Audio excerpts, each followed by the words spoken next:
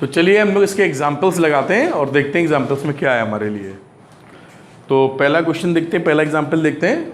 लिखा है a tower stands vertically on the ground from a point on the ground which is 15 metre away from the foot of the tower. The angle of elevation of the top of the tower is found to be 60 degree.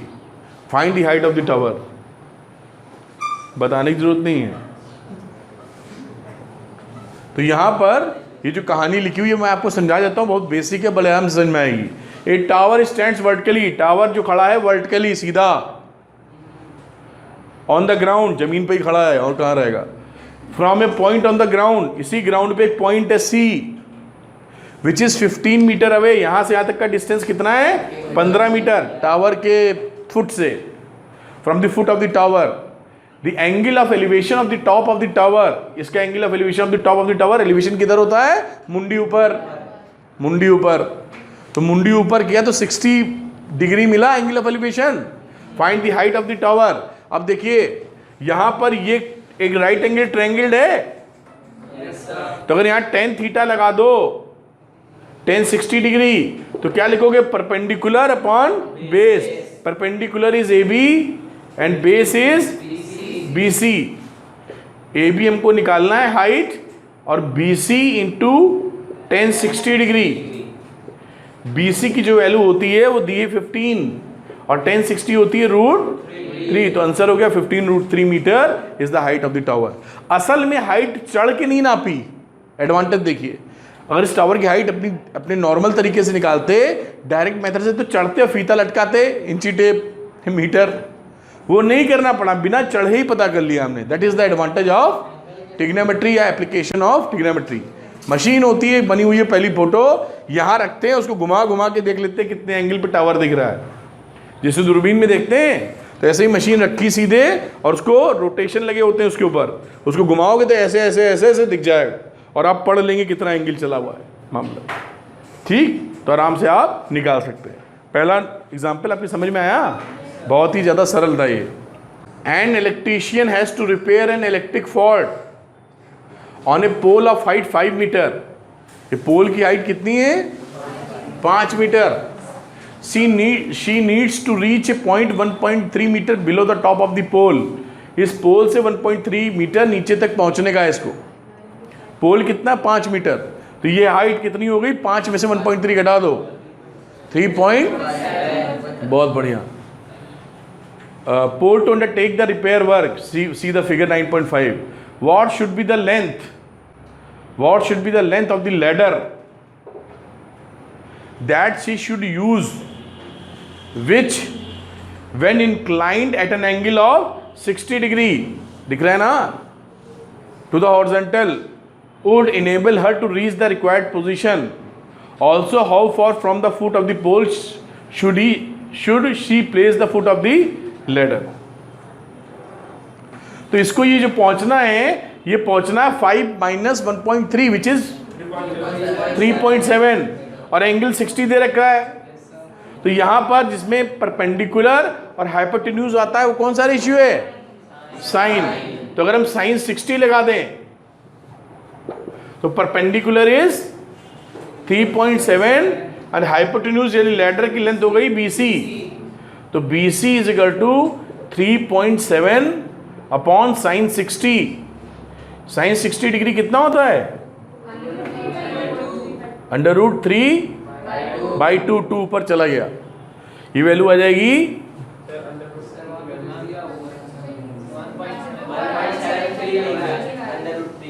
किसको लिखा है, अच्छा 1.7 तो लिख देते हैं। तो 3.7 into 2 upon 1.73। देखो कितना हुआ, इसे डबल के आसपास जा रहा है क्या, नहीं जा रहा डबल। तो काट पीट के देख लो क्या आंसर आ रहा है, यही आ जाएगा आंसर।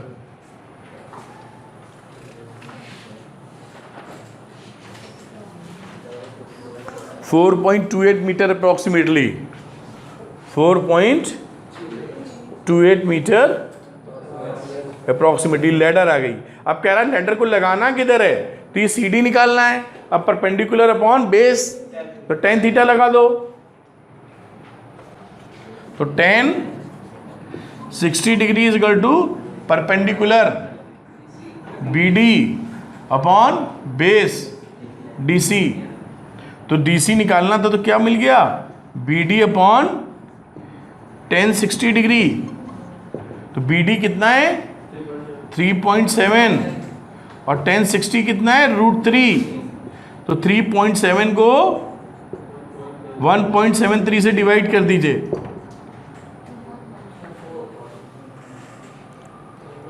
तो आ जाएगा 2.14 मीटर अप्रोक्सीमेटली। तो ये डिस्टेंस हो गई कि फुट ऑफ द पोल से कितना दूरी पर लगाएगा। हो गया सवाल, ये समझ में आया। अगला सवाल करेंगे। Example number 3, an observer 1.5 meter tall. ये ऑब्जर्वर खड़ा है जिसका 1.5 मीटर की हाइट है, is 28.5 meter away from a chimney. ये कोई चिमनी है, धुआं छोड़ रही होगी, इससे कितना दूर है ये 1.28.5 मीटर। ये डिस्टेंस इतना है और इसकी हाइट कितनी थी, मत करो रजनीश, हिलाए पड़े हो। हाँ, 2 बार देखे हमने कहा, अब समझ जाओ, फिर जो हमने हटाया और चालू हो गए। कोई दिक्कत तो नहीं हो रही? फिर क्या दिक्कत है? कोई परेशानी हो तो बताना। ठीक है, ये हाइट हो गई 1.5 मीटर की और ये हो गया 28.5 मीटर का distance. The angle of elevation of the top of the chimney from her eyes. यहाँ से आंखों से इसकी एंगल ऑफ एलिवेशन कितनी है 45 degree. What is the height of the chimney. तो चिमनी की हाइट कहाँ से लेंगे, नीचे से ना।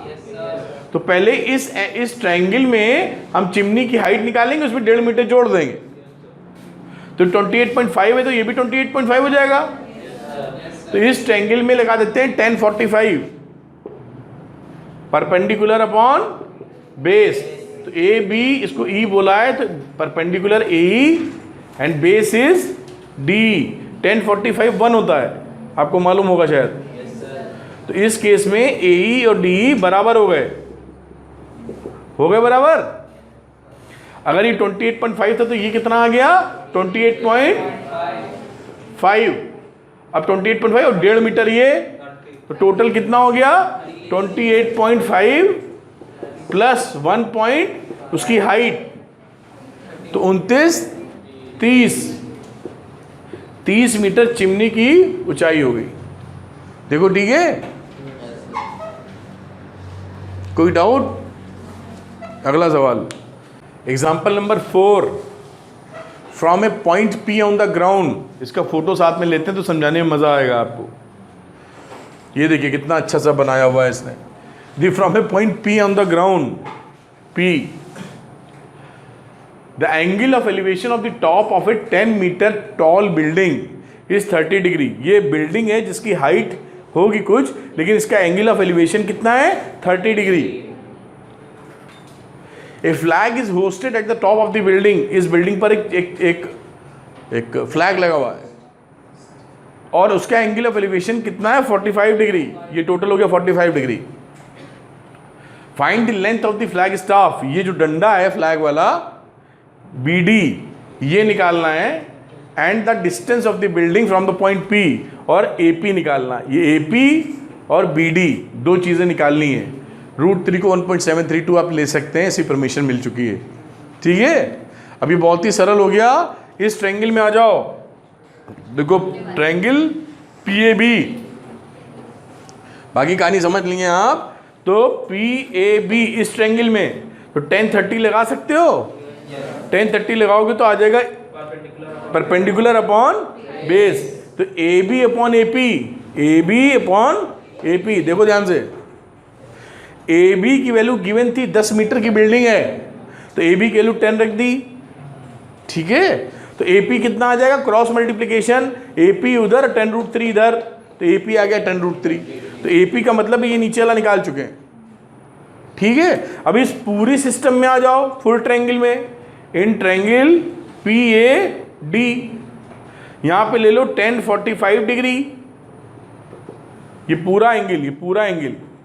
तो perpendicular is DA and base is PA या AP। तो PA या AP की वैल्यू है 10√3, 1045 1 होता है। तो 1 is equal to DA upon PA या DA is equal to PA and PA is 10√3। तो हमारा DA जो था DA आ गया 10√3।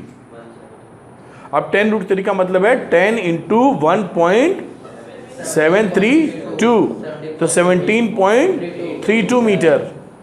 इसमें से 10 मीटर की तो बिल्डिंग निकल गई, तो 10 मीटर घटा दो, तो 17.32 में से 10 मीटर बिल्डिंग की हाइट घटा दी आपने, तो 7.32 मीटर फ्लैग स्टाफ डंडे की हाइट आ गई। ये क्या है? इस डंडे की हाइट। क्लियर है? ऐसे ही एग्जाम में सवाल आएंगे, बिल्कुल आराम से कर लेंगे आप, थोड़ा सा भी दिमाग चला दो, है ना मुमका? ठीक है, अगले सवाल पे चलते हैं। कुछ पूछना किसी को इसमें? यही इन्होंने वर्किंग की और अल्टीमेटली 7.32 इनका भी आंसर आ गया उसी तरीके से जैसे किया हम लोगों ने। ठीक है, इन्होंने एक्स वगैरह मान लिया था, उन्होंने डीबी को फ्लैग स्टाफ है डंडे की हाइट, फिर एक्स को सॉल्व कर लिया। ठीक, अगला एग्जाम्पल देखते हैं। टोटल इसमें 7 एग्जाम्पल्स हैं। एग्जाम्पल नंबर 5 है, ठीक है, the shadow of a tower. Photo दिखा देते हैं, समझने में ज़्यादा आसानी होगी। ज़रूरी नहीं एग्जामिनेशन में डायग्राम बनाना पड़ेगा आपको।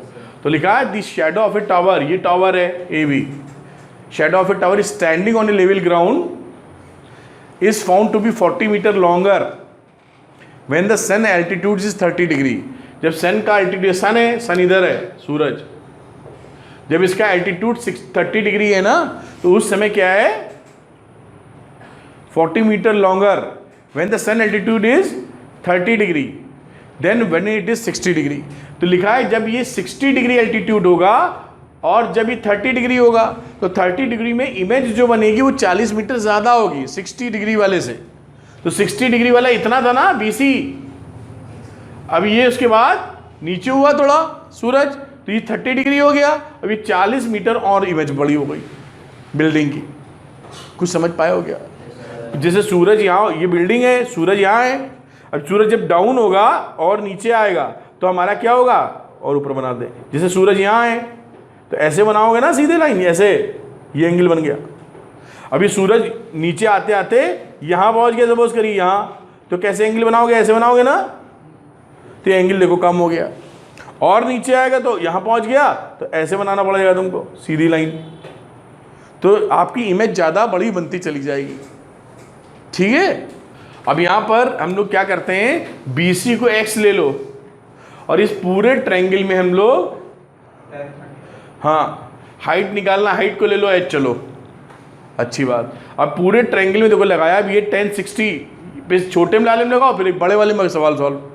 तो बड़े वाले में लगाया 1060, तो क्या लिखोगे? 1060 परपेंडिकुलर अपॉन बेस, सही है ना? और 1060 की वैल्यू कितनी होती है? √3। तो √3 H/X, मतलब H is equal to X √3। ये रिलेशन मिल गया। अब आ जाओ इस ट्रायंगल में, ट्रायंगल ADB, यहां लगा दो 30 degree, perpendicular is H and base is X + 40, है ना? अब ये 1030 होता है 1/√3, तो 1/√3 इज इक्वल टू H की वैल्यू कितनी थी? X √3 upon X + 40, cross multiplication X + 40 इधर मल्टीप्लाई किया तो √3x, क्या लिखा? 3x, तो एक x इधर चला गया, तो 40 इज इक्वल टू 2x, तो x is equal to 20 metre.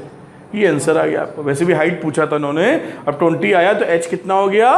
20√3। Answer आ गया 20√3, height of the tower, height of the tower. हाँ ठीक है, किसी को डाउट इसमें? ऐसे सवाल बहुत इंपॉर्टेंट है, आते बहुत हैं।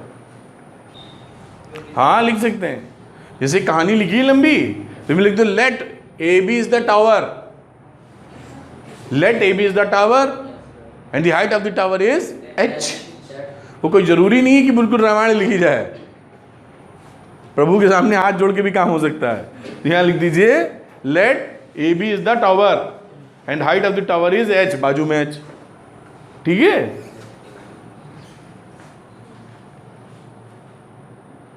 ये इन्होंने भी निकाला और देखिए 20√3 इनका आंसर भी आता है। एग्जाम्पल नंबर 6, इसका भी डायग्राम ले लेते हैं हम लोग। पहले आपको थोड़ा सा क्वेश्चन दिखाते हैं। The angles of depression of the top and the bottom, very important question, tick कर लो भाई। लिखा है the angles of depression of the top and the bottom of an 8 metre tall building from the top of multi-storage building are 30 degree and 45 degree respectively. Find the height of the multi-storage building and the distance between the two buildings. देखिए जो बोला है इसने, लिखा है the angles of depression of the top and the bottom of the top and the bottom of an 8 meter tall building. 8 metre कोई tall building है। अब पहला लिखा है ना angle of depression of the top, तो डिप्रेशन है तो इसका मतलब जो बाजू में बिल्डिंग है इससे बड़ी तभी तो उसका टॉप का डिप्रेशन बन रहा होगा ऐसे। आई बात समझ में कि नहीं? तो ये एंगल ऑफ डिप्रेशन कितना है टॉप का 30 डिग्री और बॉटम का कितना है ये पूरा इतना हो गया 45 डिग्री, ये 45 तो ये 45 और ये अगर इतना 30, ये 30 कितना था दिस वन, ये 45 था, ये 30 तो ये 30। ये मल्टी स्टोरेज बिल्डिंग और ये कितनी हाइट थी इसकी 8 metre. A B C D E नाम लिख सकते हैं multi, let the multi storage building is B D, 8 metre tall building is A E, ऐसे करके। Find the height of the multi storage building, height निकालना है। 8 मीटर है तो 8 मीटर तो ये भी हो गया भाई, इतना हिस्सा रेक्टेंगल है ना।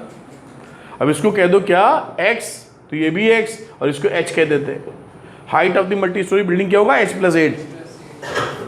तो हम लोग इस 2 बार ट्रायंगल मिलते हैं। पहला ट्रायंगल कौन सा लेते हैं, इन ट्रायंगल ऊपर वाला ले लो DEC tan 30 degree is equal to perpendicular upon base. ठीक है क्या, tan 30 डिग्री होता है 1/√3, 1/√3 h/x। तो h की वैल्यू क्या आ गई x√3, relation number 1, equation number 1। हाँ x/√3, x/√3। अब इन ट्रायंगल छोटे वाले में जो इधर DAB देखो ध्यान से DAB, तो यहां पर अंशिका क्या ले लेते हैं tan 45 डिग्री। क्या भाई क्या लिखूं अंशिका, परपेंडिकुलर क्या है इस ट्रायंगल में कल बताएंगे, DB/AB।